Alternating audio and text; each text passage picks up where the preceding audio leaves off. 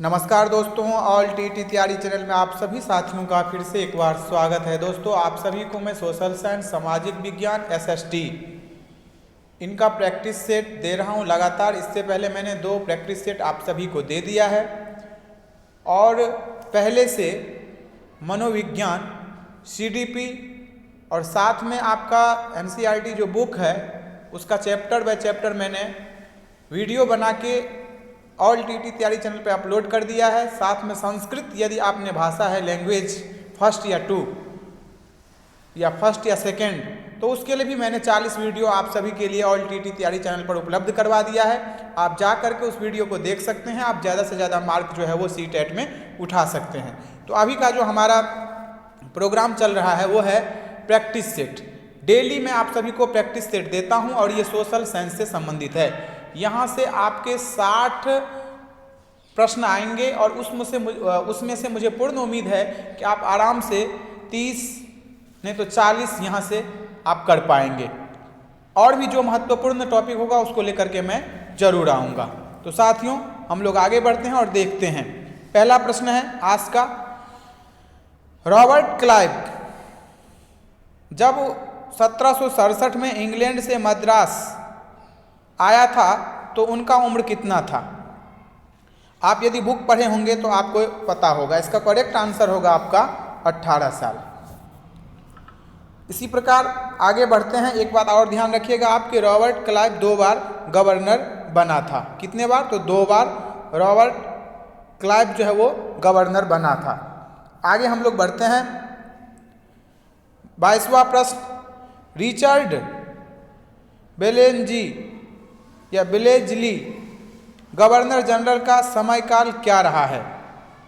तो इसका जो करेक्ट आंसर है वो है आपका सी।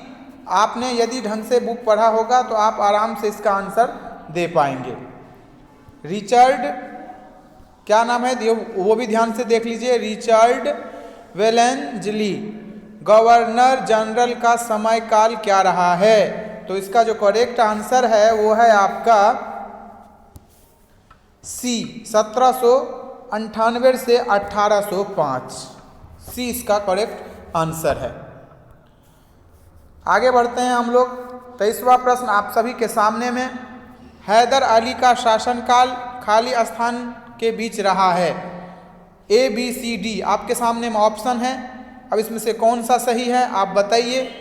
मैं आपको सिर्फ करेक्ट आंसर बताता जाऊंगा, आप लोग प्रैक्टिस जरूर कीजिएगा। इसका जो करेक्ट आंसर है साथियों वो है ए।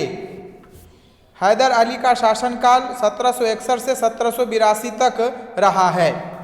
उसके आगे हम लोग बढ़ते हैं। आप लोग इसी प्रकार से जो है देख सकते हैं कि हैदर अली का शासनकाल तो आपको बता दिया मैंने।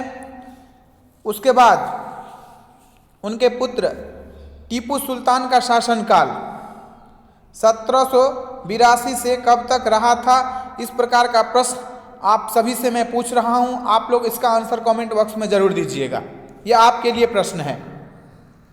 आगे 24वां प्रश्न, नीचे दिए गए कथनों पर विचार करें तथा सही उत्तर दें। आप इस पे विचार कीजिए, ए ऑप्शन और बी ऑप्शन। इसी प्रकार से वहां भी होता है। कहां पर? सीटेट में जब आपसे प्रश्न पूछा जाएगा तो इसी प्रकार का होता है। ए, 1785 में टीपू सुल्तान ने अपनी रियासत में पड़ने वाले बंदरगाहों से चंदन की लकड़ी, काली मिर्च और इलायची का निर्यात रोक दिया था। बी है, टीपू सुल्तान ने भारत में रहने वाले फ्रांसीसी व्यापारियों से घनिष्ठ संबंध विकसित किए और उनकी मदद से अपनी सेना का आधुनिकीकरण किया। ए और बी आप इस पे विचार कर लीजिए और इसमें से जो आंसर होगा आप आंसर दे दीजिए। इसका जो वैसे करेक्ट आंसर होगा वो होगा आपका चौथा। क्योंकि इसलिए होगा, मैं वो भी आपको बता देता हूं। इसका वैसे करेक्ट आंसर है चौथा, बी और ए गलत।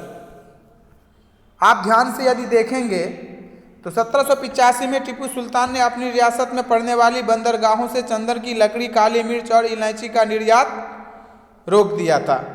और उसी प्रकार यहाँ पर टीपू सुल्तान ने भारत में रहने वाले फ्रांसीसी व्यापारियों से घनिष्ठ संबंध विकसित किए और उनकी मदद से अपनी सेना का आधुनिकीकरण किया। तो इसका जो करेक्ट आंसर होगा वो होगा आपका तीसरा होना चाहिए, ए और बी दोनों सही। 25वां प्रश्न, मैसूर के साथ अंग्रेजों की कितने बार जंग या युद्ध हुआ था?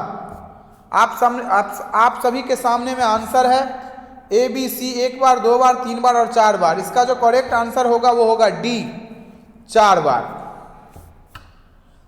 श्रीरंगपट्टम की आखिरी जंग में कंपनी को सफलता मिली थी, इस बात को ध्यान रखना है।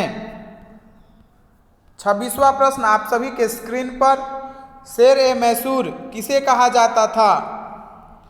अब यहां पर देखिए, इसका वैसे आप सभी को आंसर पता ही होगा, टीपू सुल्तान को कहा जाता था। किसको कहा जाता था? तो टीपू सुल्तान को।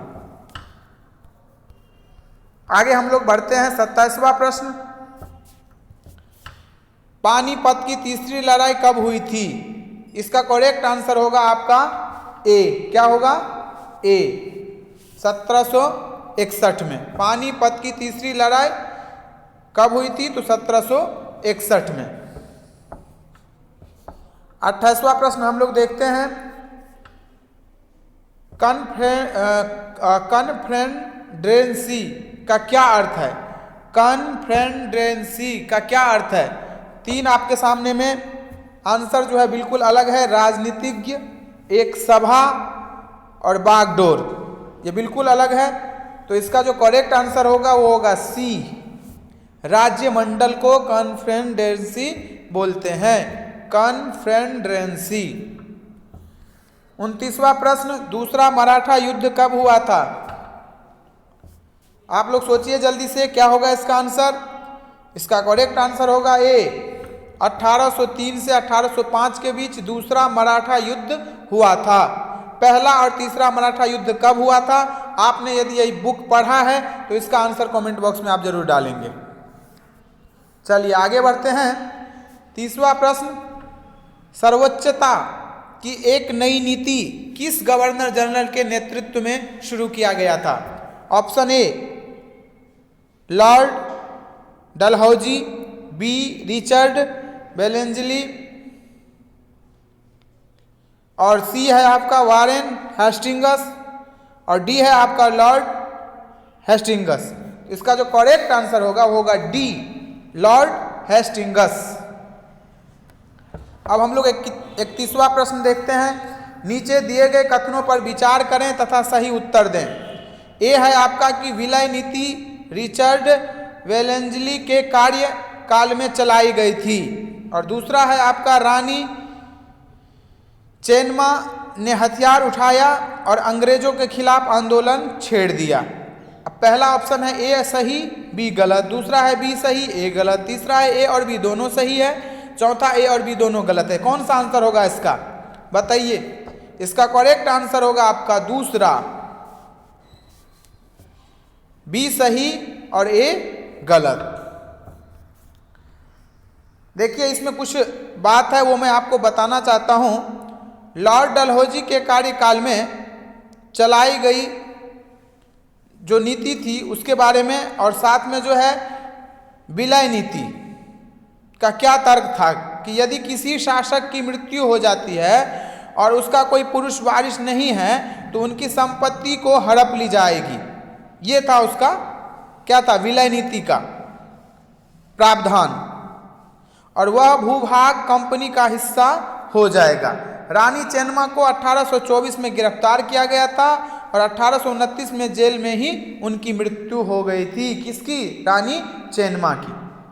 हम लोग आगे बढ़ते हैं। 32वां प्रश्न देखते हैं। नीचे दिए गए कथनों पर विचार करें तथा गलत उत्तर को चिन्हित करें। A B C D option आपके सामने में है, इस पे विचार करना है आपको। काजी एक न्यायाधीश को कहते हैं। बी में है मुफ्ती, मुस्लिम समुदाय का एक न्यायविद जो कानूनों का व्यवस्था करता था। और सी वारेन हेस्टिंग पर ब्रिटिश संसद में महाभियोग चलाया गया था। और डी महाभियोग 6 साल चली थी। क्या होगा आंसर? चारों ऑप्शन आपके सामने में है।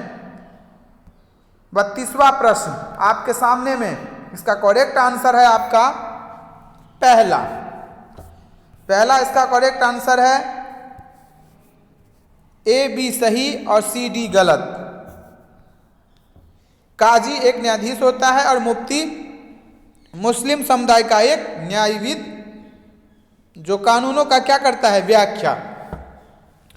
और ये सी डी जो है वो क्या है, गलत है। आप बुक पढ़ेंगे तो आपको पूरा ध्यान से पढ़ना होगा और साथ में आपको क्या करना होगा, अध्ययन भी करना होगा, ध्यान भी रखना होगा। 33वां प्रश्न आप सभी के नीचे स्क्रीन पर नीचे दिए गए कथनों पर विचार करें तथा सही उत्तर दें। यह है आपका धर्मशास्त्र। संस्कृत की ऐसी कृतियां जिसमें सामाजिक तौर तरीकों और आचरण के सिद्धांतों की व्याख्या की जाती है। बी है आपका सवार घुड़सवार। सी है आपका मस्केट, पैदल सिपाहियों द्वारा इस्तेमाल की जाने वाली बंदूक। और डी है आपका मैचलॉक, शुरुआती दौर की बंदूक। अब कौन सा इसमें से सही होगा, आपको नीचे उत्तर देना है। इस प्रकार का प्रश्न सीटेट में आता है। एक बार इस पर विचार कर लीजिए, उसके बाद मैं आप सभी को इसका आंसर बता दूंगा। 33वां प्रश्न का जो आंसर होगा वो होगा आपका डी, ए सी सही और ए बी डी गलत। इसका आंसर होगा ए और सी सही है, क्योंकि धर्मशास्त्र संस्कृत की ऐसी कृतियां जिसमें सामाजिक तौर तरीके और आचरण के सिद्धांतों की व्याख्या की जाती है, इसलिए ये सही हो गया। और उसके बाद जो है वो सी सही है। मस्केट पैदल सिपाही द्वारा इस्तेमाल की जाने वाली बंदूक थी। ज़्यादा विस्तृत यदि मैं चर्चा करूंगा तो वीडियो बहुत लंबी हो जाएगी, आपका प्रैक्टिस नहीं हो पाएगा। 1857 तक भारतीय उपमहाद्वीप के खाली स्थान, प्रतिशत भूभाग और प्रतिशत आबादी पर कंपनी का सीधा शासन स्थापित हो चुका था। चारों ऑप्शन आपके सामने में है, ए बी सी डी। इस पे आप विचार करिए, उसके बाद आंसर बताइए। मैं आपको आंसर बता देता हूं। इसका जो आंसर होगा वो होगा सी, 63%। क्या 63% और 78%। मतलब 1857 तक भारतीय उपमहाद्वीप के 63% भूभाग और 78% आबादी पर कंपनी का सीधा शासन स्थापित हो चुका था। 35वां प्रश्न, डच व्यापारी कौन सी सदी में दक्षिण अफ्रीका पहुंचा था? ए बी सी डी, 16वीं 17वीं 18वीं 19वीं। क्या होगा इसका आंसर? इसका करेक्ट आंसर होगा आपका बी, 17वीं।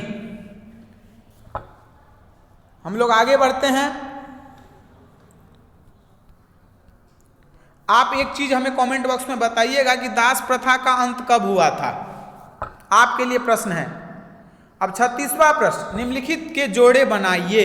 यहां पर जोड़ा बना हुआ है, आप लोग याद कर लीजिएगा। इस प्रकार का प्रश्न आपको सीटेट में पूछा जाएगा। अब दीवानी किसे कहते हैं? तो दीवानी क्या है? शेर मैसूर, रानी चेन्नम्मा, वारेन हेस्टिंग। तो वारेन हेस्टिंग भारत का पहला गवर्नर जनरल था, ये सभी को पता है। रानी चेन्नम्मा कित्तूर में अंग्रेज के विरोधी आंदोलन में भाग ली थी, सबको पता है। शेर ए मैसूर टीपू सुल्तान को कहा जाता है। दीवानी क्या है? भू राजस्व वसूल करने का अधिकार। इसी प्रकार से आप लोग जोड़ा बना लीजिएगा। हम लोग आगे बढ़ते हैं। 37वां प्रश्न, बंगाल पर अंग्रेजों की जीत खाली स्थान की जंग से शुरू हुई थी। तो पहला इसका आंसर होगा कित्तूर या पेशेवर या मद्रास या प्लासी। तो इसका जो करेक्ट आंसर है वो है आपका डी, प्लासी के युद्ध से हुआ था। किससे? तो प्लासी के युद्ध से। बंगाल पर अंग्रेजों की जीत प्लासी की जंग से शुरू हुई थी। आगे 38वां प्रश्न, महाराजा रंजीत सिंह कहां के राजा थे? 4 ऑप्शन, राजस्थान, पंजाब, दिल्ली, मैसूर। क्या होगा इसका आंसर? इसका करेक्ट आंसर होगा आपका पंजाब। क्या होगा? पंजाब। कहां के राजा थे? तो पंजाब के। कौन? महाराज या महाराजा रंजीत सिंह। आगे बढ़ते हैं। 39वां प्रश्न, 3 प्रेसिडेंसी कौन कौन सी थी? ए बंगाल मद्रास बम्बई, बी बंगाल चेन्नई बम्बई, सी मद्रास पंजाब चेन्नई, डी चेन्नई पंजाब बंगाल। क्या होगा इसका आंसर? इसका करेक्ट आंसर है आपका ए, बंगाल, मद्रास और बंबई। ये 3 प्रेसिडेंसी थी या प्रेसिडेंसियां थी। आगे लास्ट प्रश्न आज के लिए, मराठा रियासतें मुख्य रूप से भारत के खालिस्तान भाग में स्थित थी। ए बी सी डी, उत्तर, दक्षिण, पश्चिम, पूरब। क्या होगा इसका आंसर? आप बताइए जल्दी से। इसका करेक्ट आंसर होगा आपका सी, पश्चिम। मराठा रियासतें मुख्य रूप से भारत के पश्चिम भाग में स्थित थी। तो साथियों, इस प्रकार से मैं आप सभी को डेली एक प्रैक्टिस सेट दे रहा हूं सोशल साइंस से संबंधित। आप लोग ऑल टीटी तैयारी चैनल पर यदि नए हैं तो चैनल को सब्सक्राइब करके एकजुटता का परिचय जरूर दीजिएगा। आगे मैं इसी प्रकार से आप सभी को नोट्स उपलब्ध कराता रहूंगा। यदि आपको और भी कुछ नोट्स चाहिए तो आप कमेंट बॉक्स में लिख सकते हैं, मैं आप सभी को जरूर सहयोग करूंगा। तो साथियों, अभी के लिए इतना ही, फिर मिलते हैं अगले वीडियो में। धन्यवाद मित्रों। इस तरह की वीडियो देखने के लिए चैनल को सब्सक्राइब करें, लाइक करें और शेयर करें। बेल आइकन के बटन को दबाना ना भूलें। इस तरह की वीडियो देखने के लिए चैनल को सब्सक्राइब करें, लाइक करें और शेयर करें। बेल आइकन के बटन को दबाना ना भूलें।